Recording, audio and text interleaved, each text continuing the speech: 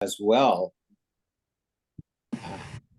Anyway, we'd like to embed it as much as we can in the education system, and that could start at middle school or even earlier, and certainly go all the way up through the community colleges and the universities. We have done altogether not just the 3 that were involved in the ECB, but 6 schools, 3 of which we did when I was the director of economic development in Fauquier County for 8 years, and we did 3 in Region 9, and that were extremely successful. If you want to look at the combination of success and demand, look at the fact that we've got 3 schools returning from the ECB with enthusiastic support, if you've read their letters, and have added 2 more who are also excited about the program. And look at our match, our in-kind match. We've collected close to $200,000 in in-kind match, which includes the schools, some volunteer instructors, some volunteer economists like Terry Clower, who believe so heavily in this program. So we want to introduce, expand, and embed entrepreneurship in the high schools, and we think our track record is pretty strong. We want to fill that pipeline of entrepreneurs. We want to expand youth entrepreneurship, especially, and we want to strengthen rural economies, because I'm a firm believer that entrepreneurship can be a significant addition to the development and sustenance of rural economies. So we'd be very excited about taking this on. We have 5 great communities and actually 6 schools involved now. There's a private school that has asked in Middlesex to join the crew. So it's a project that's got momentum. It's a project that's got wheels and a lot of support. You can see our letters of support. We've worked before with RCC, and we love working with them, and are delighted to see the expansion that they're working on right now.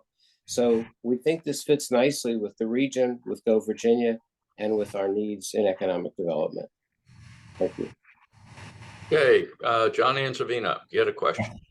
No question. I just want to make sure that you understand I'm recusing myself from this discussion because I'm chairman of the Middlesex Economic Development Authority. All right, thank you. Jackie? So I have several questions. I do think entrepreneurship is really important. It's great, and it's great getting it in the schools, getting the students involved as early as possible. And I see that this is an implementation grant, and it's building off of the King George project.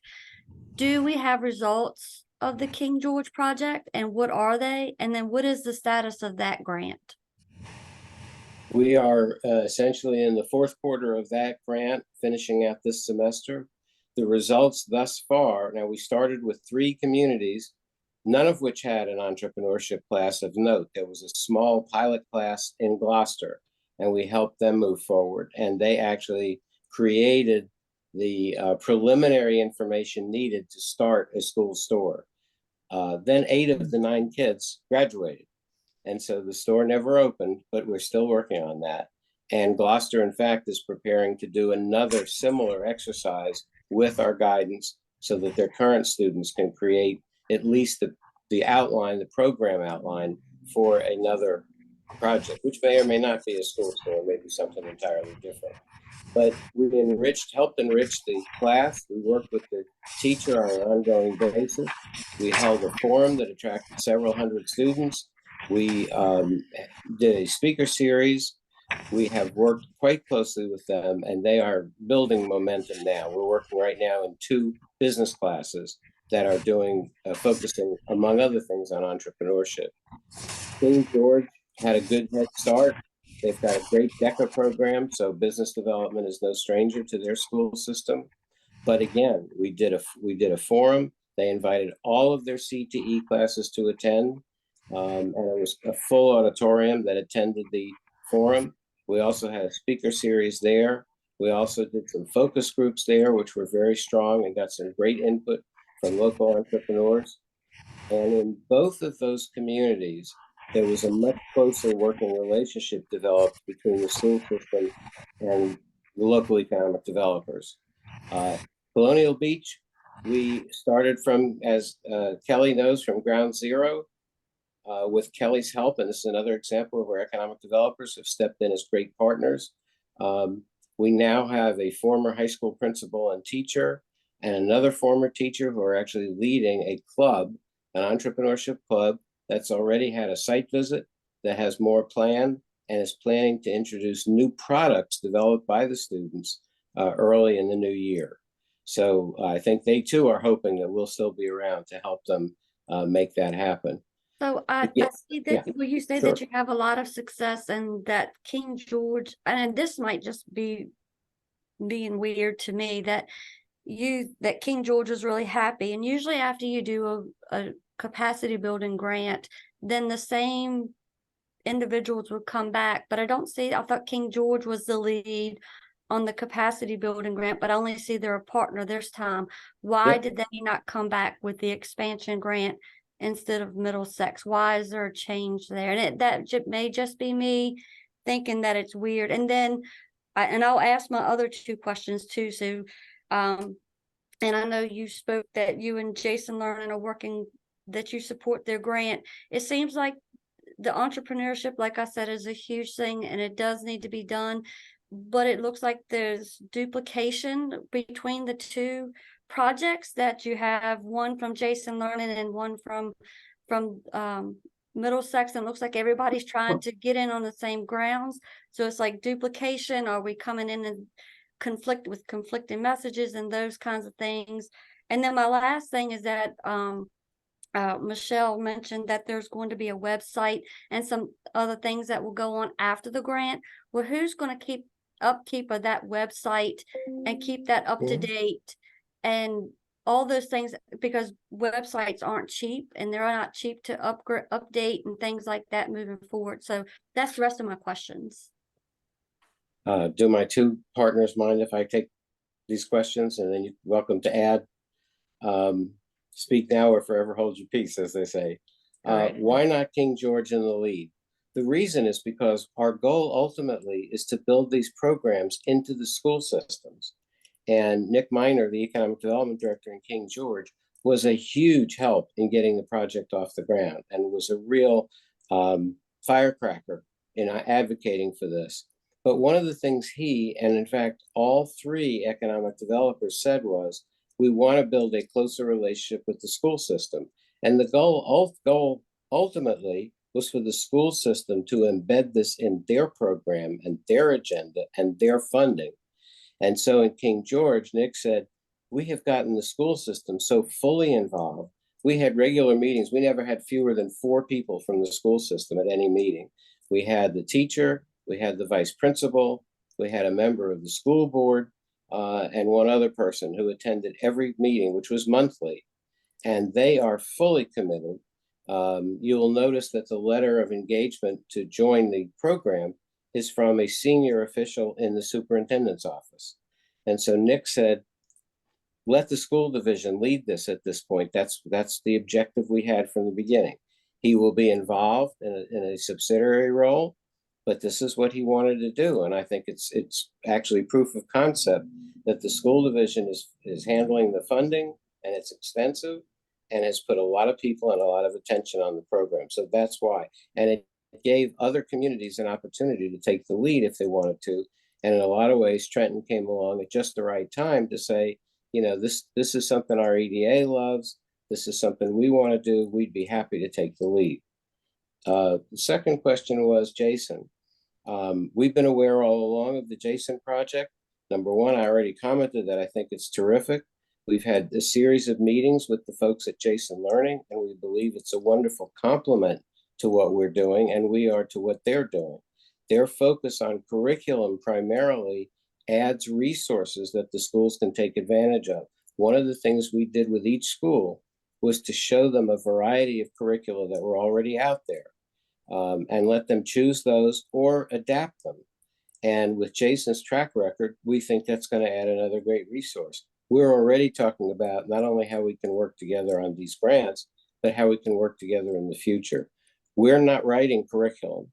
We are trying to get the schools to commit resources and embrace entrepreneurship.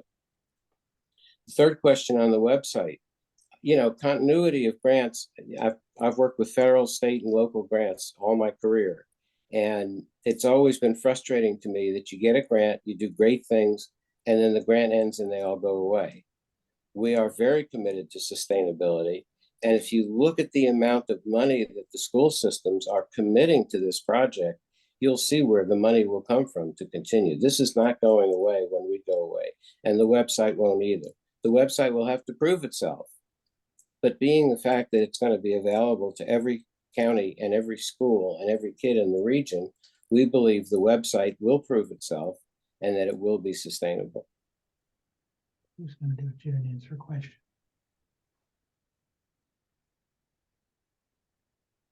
Other questions?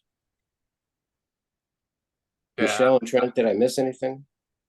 No, that's correct. I mean, the only thing I would add is I spent most of my career in the Middle Peninsula and Northern Neck, and I recognize what Jackie's talking about in terms of the challenges and the continuity.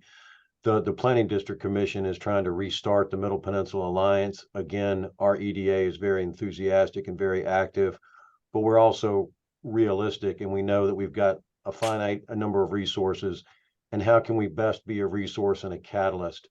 So again, this program is going to help, leverage a lot of the private sector and consulting expertise, provide the schools with a menu that we can define locally, but it's also adaptable and transferable, and the other schools can use it. So we're hoping it's kind of the four legs of the stool, if you will. We can reinforce the most recent example of trying to restart the Middle Peninsula Alliance, which I was there when it first started, and then now it's restarting again. So I recognize that it's a challenge to keep going with your momentum. And so we're hoping that these types of Go Virginia grants and working with the schools, we're going to be able to bite off a reasonable amount and chew through that, and then continue it into the future, to serve our school system and the business community here. But we do need to focus on those things, because that's the challenge. The plan goes up on the shelf, and to us, this is an atypical type of program that I think has a great potential for ongoing efforts from all different aspects of the economic development community here. And if I could add here in a sort of quick comeback, we want the students to get excited about this, and we know the teachers are, and administrators are getting that way. Last spring, when we had been at this for half of the project, King George did a survey of their students to see what electives they wanted to see offered in the next semester. Over 200 students said entrepreneurship. Nick and I were blown away, right? It's not entirely because of our project, but that tells you that the sustainability opportunity is there. We've had similar results in Gloucester in surveys on electives. all right. I have two things. One's a comment playing on Jackie Davis's, where you're talking about the schools would own the website, and I would just opine that if 5 schools own the website, then nobody owns the website. So if this is approved, you may want to spend some time deciding who's going to own that website. And it probably needs to be one of the schools, not 5 of the schools, because then nobody owns. Second thing, I guess if I've got a concern is the fact that, this grant, and between the school systems and the donations that you're getting, and Go Virginia's money is going to be $300,000. And as I look at this, we're going to generate 35 jobs, which is $8,700 a job. That doesn't seem like a very good ROI to me.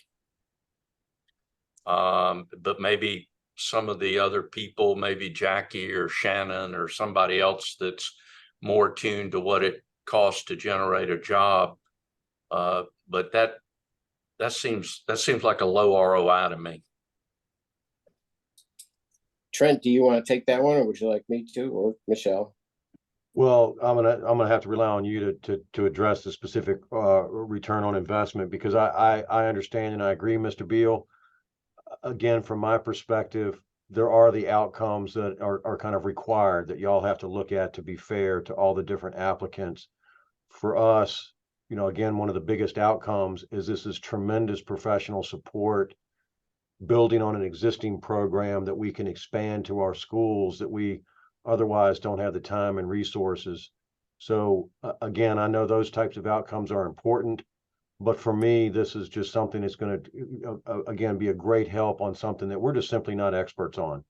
And again, even if we knew something about this, I'm the old guy in the suit that's talking to kids about entrepreneurship and jobs. So it's the menu that's most impressive to us. It's the consulting help. It also defines that when this grant goes away, what the EDA and or the counties and or the Middle Peninsula, because again, I've seen this time and time again, and I'm concerned about sustainability and continuity as well.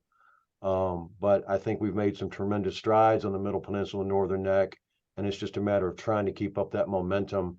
And so for me, this is just a good jump start to help us focus rather than just trying to cast around and think, well, what can we do with the schools? And what do you think? And what do you think? It's these types of programs, plus, like Mr. Friedman said, the complementary stuff that Stafford's taking the curriculum to the next level. So we're just getting started, use an existing program, and then hopefully by the time the Stafford curriculum comes around, we've got a lot of different pieces of the puzzle and a menu that the schools can work with, and where the EDA can plug in and where other folks can plug in the business community, and just try and keep that going. I'll jump in here to say that if these grant outcomes are low, it's my fault because they are, because in looking at this, really was focused on where do we get our numbers from? How do we determine what is a reasonable and rational outcome? Because we're talking about high school kids ultimately. And how many of us, when we were in high school, actually knew what we wanted to do with our lives, right? So especially right out of high school. Did we all know? No, absolutely not. So a lot of the more, I don't want to say more important goals, but yes, the more important goals, unfortunately, are very difficult to quantify because these are qualitative goals. These are establishing confidence in students, establishing an entrepreneurial mindset in students, giving them the resilience that they need to be successful at their job, whether that is going out and starting a business because they've got a great idea in their head at the age of 17 or 19 or 22. We don't know how many of these students will go off to start businesses of their own, or how many of them are part of a CTE program and perhaps they need to finish an apprenticeship before they can go off and start their own business. So could we promise at the end of our 18-month project that we can promise many more businesses or jobs created or businesses started? Sure, we could say any number in the world, but we took figures that we found from research and distilled it down, and we took, okay, what's the conservative side of that? Okay, we feel with some relative confidence, we have a potential for 35 new jobs created. Let's go with that. So that's how we derive those numbers. Are there any other questions or comments? Can I throw a Council couple of members? numbers at you, Billy, just in one sentence? We expect, in addition to the 139 students who will be in these classes, we'll touch almost 600 students through the other events and speaker tours and forums. Junior Achievement has done a couple of surveys. They claim that 41% of the people they surveyed, and they've done it a couple of times, are considering or would consider entrepreneurship as a career pathway. So we could have taken 566 and 41% and made that claim. But as Michelle said, we stayed very conservative with this. I firmly believe, and Michelle and Trent know this, we will create considerably more than 35 jobs. All right, any more questions or comments? Is there a motion? I move to approve. Okay, is there a second? Second it. Second. All right, any further discussion? Questions? All right, Sarah?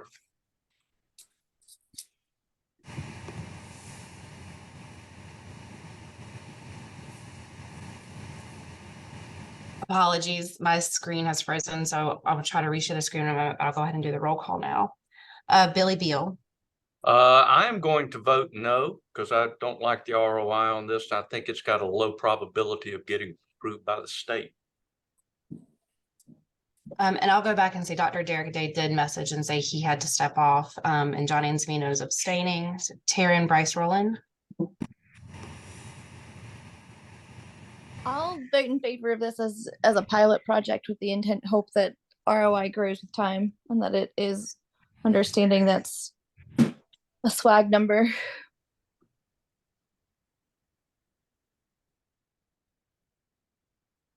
Renee Daniels, Yes. Jackie Davis, I'm gonna say no.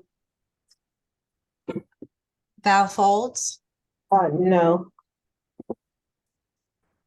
Joel Griffin, I'm gonna say yes as a pilot project. Lisa Hall, No. Dr. Shannon Kennedy, I'm abstaining. Kim McClellan, Yes. Jeff Saburski, Hey, Jeff, you're on mute. you're muted. Sorry. I would say yes, based on continuing the existing program and hoping it keeps a seed germinating. But I agree with Billy's concerns, whether to get by the state. Lindsay Watson, Yes. Linda Worrell, With mixed emotions, I think Billy's got a good point. And if it's stopped by the state, it's stopped by the state. But I think I'm going to vote yes on this with the understanding that when we go into this next time, we look at it again and see what their history is over and over. Thank you. that's 7 yeses. So that is a majority of people who are voting currently. All right, thank you. Then it is approved and go to the state. Next up, Thank you. VTCECE, promoting careers in aquaculture. And I'm going to need to drop off of here in about 10 minutes. So if we don't get to this piece by then, John, I'm sorry to do this to you, but our vice chair is somewhere overseas. So you'll need to take the vote on this one, if you will. I'll be happy to do that, Bill. It's good practice. All right. I guess we got Mallory on this one. Yes. Good morning, all. I'm Mallory Tuttle. I serve as the Associate Director for the Virginia Tech Newport News Center. So I am based in the Hampton Roads region. I know that Sarah's screen froze. So Sarah, no worries. I'll just kind of give an overview really quickly, or I can screen share mine if that helps at all. Yeah, I believe, Ian, I don't know if you can make her a co-host. I cannot. That's okay. Don't worry about it. We'll just roll through. Okay. I apologize, y'all. It's Oh, completely frozen. Ian said we're good. All right. Let me see if I can. You pull this up. you should be a co-host now, Mallory. Okay.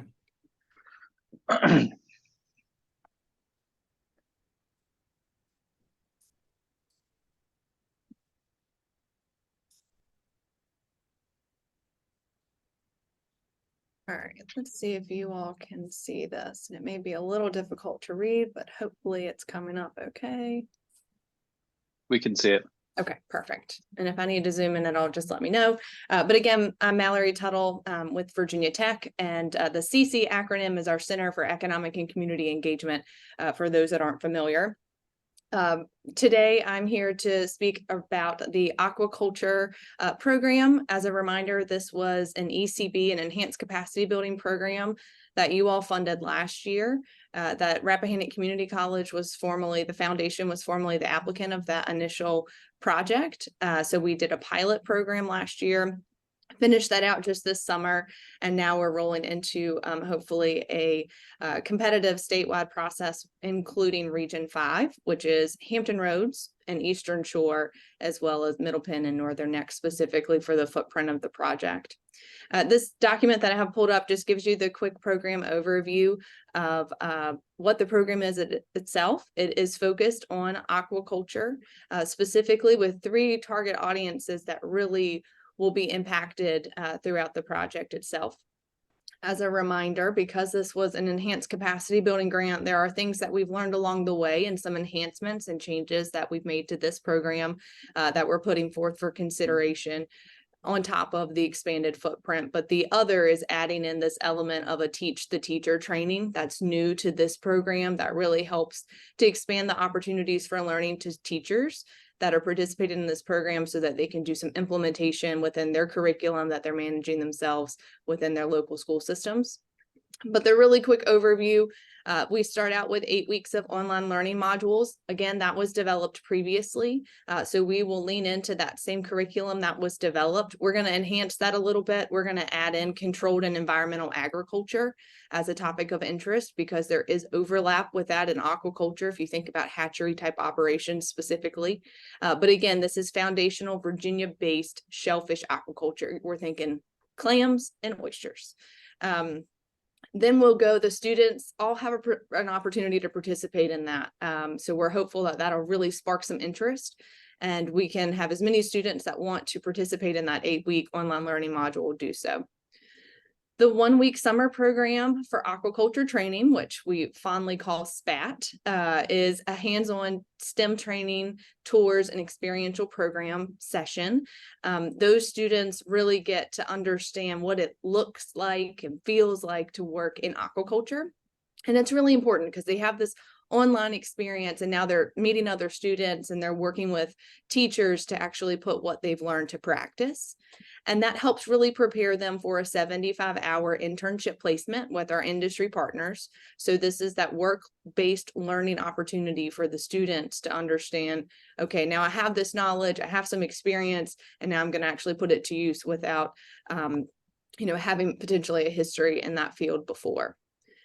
Throughout that process, as I mentioned before, we have this new element of a teach the teacher training. So that will be ongoing where teachers are incorporated in the learning module process. They'll be participating in that as well as actually hosting the 1-week SPAT program and being able to actually address some of the curriculum ins and outs of the science itself and really upskilling themselves from a teacher perspective. Our industry partners get valuable internship best practices training. This is something, again, that we developed previously, but plan to tweak a little bit based on the feedback that we've received from our industry partners to really make sure that these students and industry partners are both getting a win-win industry internship experience. And so for some of our industry partners, this might be the first time they're working with high school students. And so we want to make sure that they're prepared and aware of how to make that a really great opportunity for the students. At the end of the process, if the students complete the 8-week learning, the 1-week SPAT course, and their internship hours, they will receive a digital badge, a credential that really notes the earning criteria for all of these elements of the program, and they'll receive a stipend, cash stipend for their participation. We've enhanced the stipend amount just a little bit this year as opposed to last year to continue to entice students to participate in this opportunity. And likewise, teachers will also receive a digital badge and a cash stipend for their participation, given that this is happening during the summer and it is truly something that we're hopeful will entice them to continue to participate. So that is the quick overview. The timeline, I would say, is as this expands outside of just Middle Penn and Northern Neck, that will happen for this project in year 2. So this is a 2-year period of actual work that we would be doing, 3-year period of performance with the per cap, with the statewide competitive. So that would mean Middle Penn and Northern Neck are going to continue to be an area of focus for us in the first year of the project. The second year of the project, we would expand the footprint into Hampton Roads. And then I just want to quickly just build on the long-term sustainability of this and where this goes next from here. We're going to continue to look at business models for this. What does it really look like for us to find other funding opportunities and mechanisms outside of Go Virginia? Certainly are not anticipating coming back to Go Virginia for additional funding of this specific project. So with all of that in mind, would welcome any questions.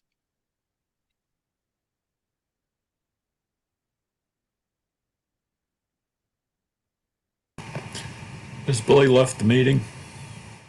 I guess he has. I think he has. Okay. Who are the committee board members who reviewed this application? Rob and Taryn. I'm on. Karen, would you care to make any additional comments or offer any observations concerning the Sure. application?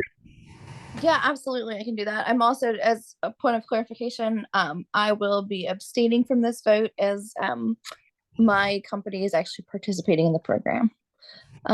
So I think that is also a voucher for how I feel, or not a voucher, a validation, how I feel about this program and its merits, and that we are paying to participate in it as well. So because it is hard to find talent that is interested in this area, and the idea of cultivating an interest, we find our best employees are those who actually care about what they're doing. So creating exposure to the industry and then actually getting to work it is extraordinarily helpful. We think there's a lot of romanticism that takes place in wanting to join this, so I think it also aids students in getting a realistic view of what they might be getting into. As far as the program itself, I think it's more than fair. The teach the teacher training or trainer training is so valuable in making sure these students are getting truly great education. And then the hands-on internship, just that's both beneficial to the students and again getting hands-on exposure, but also the companies. There's truly a reward there for in some cases, most cases in having those students come on.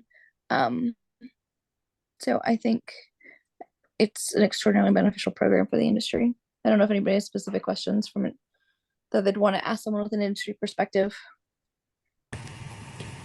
Renee, you have some questions? Yes, when I read the application, I noticed that Teach the Teachers was not included in the core grant outcomes as an item. And I was wondering why, because it seems like that's a big part of this program, why that wouldn't be part of the core grant outcomes and what you hope to achieve and how many teachers you're hoping to reach. That's a great question. And actually, we did include it in the outcomes. It's just morphed together with the students. So that's a combined number that's reflective of both the students that are getting the credentials and the teachers. The way DHCD has that, I guess maybe in CAMS, like they don't split it out. So it was just easier to combine them together. So what that looks like from specifically pulling out the teachers would be 8 in year 1 and again 8 in year 2 participating. So 16 total over the course of the project. And how are the schools working with the teachers? How are they selected to participate? Is it all volunteer or is it a requirement that the school district is making? Yeah, so for the school participation at this point, they're kind of, I would say, paying to play as far as providing space for students to participate in the entire program. Naturally, those folks are, wanting to see the success of this. And so they probably will maybe help support finding teachers for the teach the teacher aspect of this. But really, it's just going to be an open call for students, just like it is with students, for teachers and students likewise. So we'll send that out and anyone that's interested will be able to participate. There'll be a review process. And so we will then reach out to the local school systems to make sure that this is in alignment. But again, because most of the teachers that we're targeting are 10-month employees, this would be something that, is supplemental to their time at school specifically and would be something they would be doing outside of their normal scope. I just would want to make sure that with everything that teachers have to deal with and all the different initiatives that they have put upon them, that you maybe work with the schools to secure who those teachers are going to be to ensure that this is successful and not just kind of open-ended for volunteers, just because I really feel like without the teachers, that's going to impact your program being successful. Great feedback. Thank you. Okay. Renee, does that satisfy your questions? Okay, Jeff Sapersky's got some questions. Yeah, this is probably an Ian or Sarah question, but from a process perspective, could you just help me with how the statewide competitives work differently and how the match requirements are? And I assume Region 5 is going through their own approval, or, how does that work from a statewide meshing? Sure. So, as you all know, Go Virginia went back to 1-to-1 match with statewide competitive project. Takes us down to 2-to-1, still with the locality match. And then in terms of process, Region 5, their council will need to approve it as well. I know that Mallory's already done a review call with them. She can maybe speak more to their timeline, but they meet subsequent to our meeting. So assuming that this is passed, they would vote on it, and then it goes to the state and is entered into CAMS in the same way an implementation application would be. So other than the need for the Region 5 council approval, the process is very similar to our regular implementation applications. Okay, thank you. And also because it's statewide and it doesn't come from the funding that you all have for per capita, right? This is the state allocation bucket. Yeah, that's correct. So it comes from a separate fund. Once the grant, assuming that it's approved here, Region 5 and at the state level, as the lead will administer the grant. That's kind of, our conversation earlier about the 8% admin fee, why we want to start including that in projects, but we'll administer the program. But to Mallory's point, will not come out of our per capita allocation for projects. Any additional questions, comments? I just note that in reading over the update to the strategic plan, it shows a decrease in employment for watermen here in the Middle Peninsula and Northern Neck, and probably in Hampton Roads as well. And so I think this is a really important program, not only for the economy, but also for maintaining the culture of the region as well. And working on the water is not easy work. It's hard work. Those folks are very independent. They're kind of like the farmers on the water. And so this is a real good program to get younger folks involved and to really keep that alive, both from an economic standpoint and from a lifestyle standpoint. So any additional questions, comments? Okay. This is Joel Griffin. I just have one, actually it's one follow on and one question. The question earlier about the teachers being involved and the credit that they would get, would that count towards their continuing education credits? And then secondly, you mentioned a badge for the students, like an electronic badge. Is that something that would be useful for them either as a resume builder for a job or for a college application? Yeah, great questions, Joel. So the teachers, we do anticipate they will receive CEUs. So those will be something that can count towards continued learning that they have from a state mandate. So yes, that is something that'll be built into their credential in ways that the students don't get those continuing education units. On the student specific side of the digital badge and that credential, it does outline everything that they've participated in as far as the learning modules and the titles and the information, and gives a really good overview of all their experiences to date in the program. It is digitally based so that they can add that to LinkedIn or their email signature if they're using email to reach out to an employer, or a digital resume as well.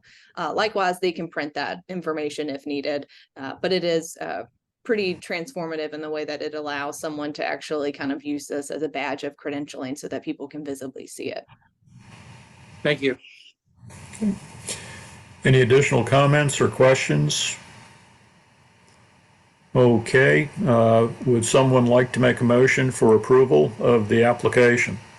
So moved. I have a motion to approve. Do I have a second? Second. Okay, we have a motion to approve and a second. Would you please call the roll, Sarah? Sarah?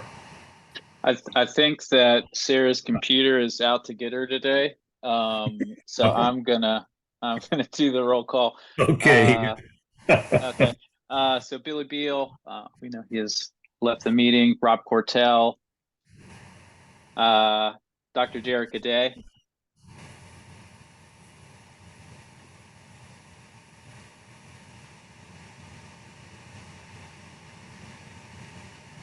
Okay, we'll come back around. I don't see Dr. Day. John Ansavino, Yes. Taryn, I abstain. Sarah Calvert is not on. Renee Daniels, Yes. Jackie Davis, Yes. Jan Urquhart. I believe she's on. Val Folds, Yes. Joel Griffin, Yes. Lisa Hall, Yes. Shannon Kennedy, Since the college is still involved, I'm gonna abstain. Kim McClellan, Yes. Jeff Sapersky, Yes. Lindsay Watson, Yes. Linda Worrell, Yes. and Kimberly Young.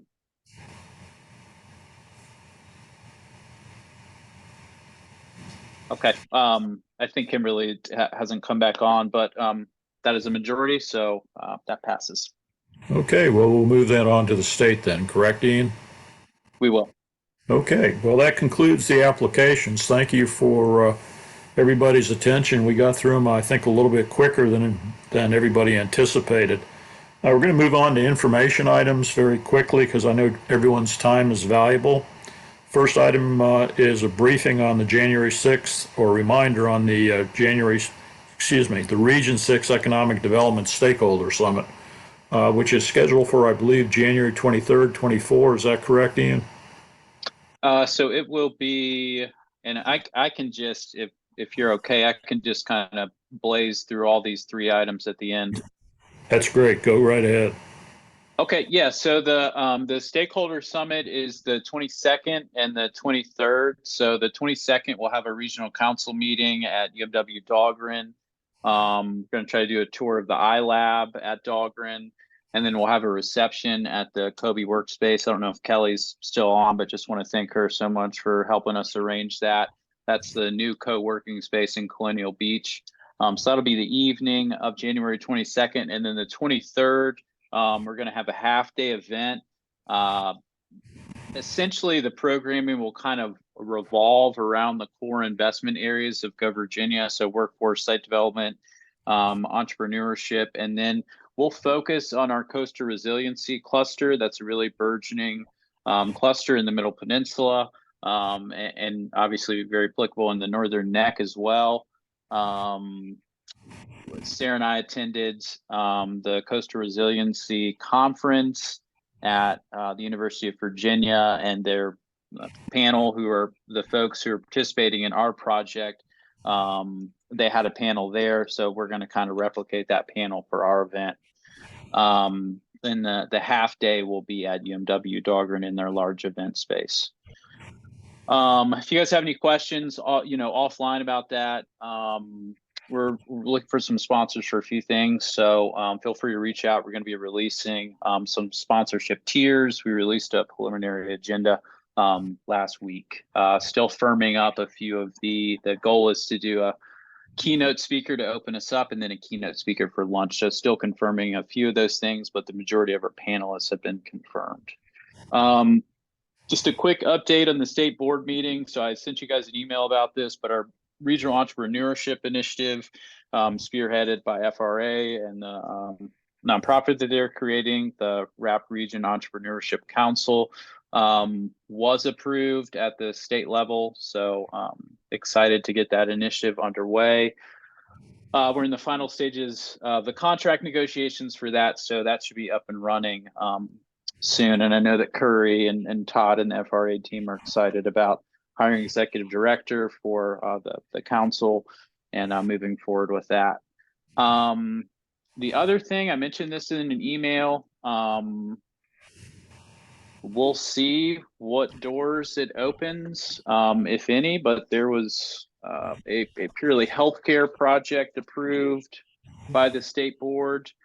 I know that's, we have the new VA going in. That is a specifically workforce related to healthcare is a major issue anywhere in the country, in the world, but definitely an issue in our region. So That project was approved. It was actually their Talent Pathways initiative, focusing on the healthcare sector. Supposed to be a ad hoc committee created as part of the state board to kind of review that project as it goes, and then make suggestions for potential future healthcare projects. The last thing, just kind of real quick, project pipeline. Let me get back to my notes real quick. So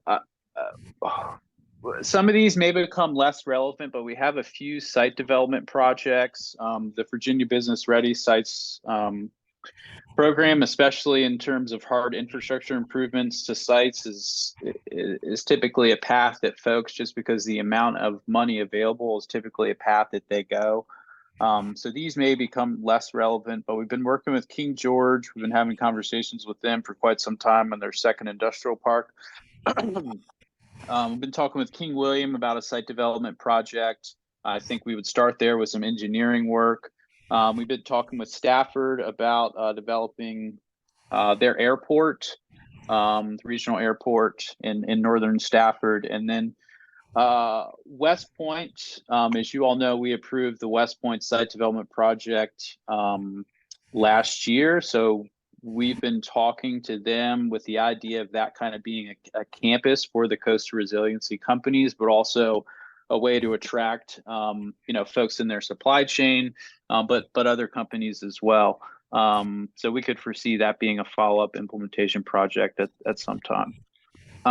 That's all in terms of pipeline. I will just kind of let you guys know going through. I won't go through all of them. We have 13 ongoing projects. Right now, all of them are meeting their metrics and are on pace or in their prescribed timeline. The Tech Talent Pipeline with Germana, that project recently closed, and we have gotten an extension for the Establishing a Coastal Resiliency Economy. A lot of the extensions for that project are primarily related to things being pushed out as a result of COVID. So that is it.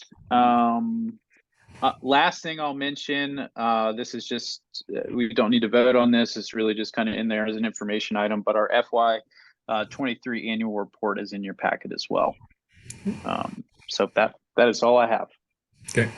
Thank you, Ian. Any additional comments from any of the board members? Well, I'll close by saying thank you for electing me as your new chairman. I had big shoes to fill. Billy Beal is, kind of the glue that has put this together and held it together, and he's done a wonderful job with the changes that have come about through the Go Virginia program and getting it off the ground here in Region 6. So I hope to do as well as he did as helping to, foster the program and move it forward, working with Ian and working with all of you. So thank you all very much. With that said, does anybody have a motion to adjourn? So moved.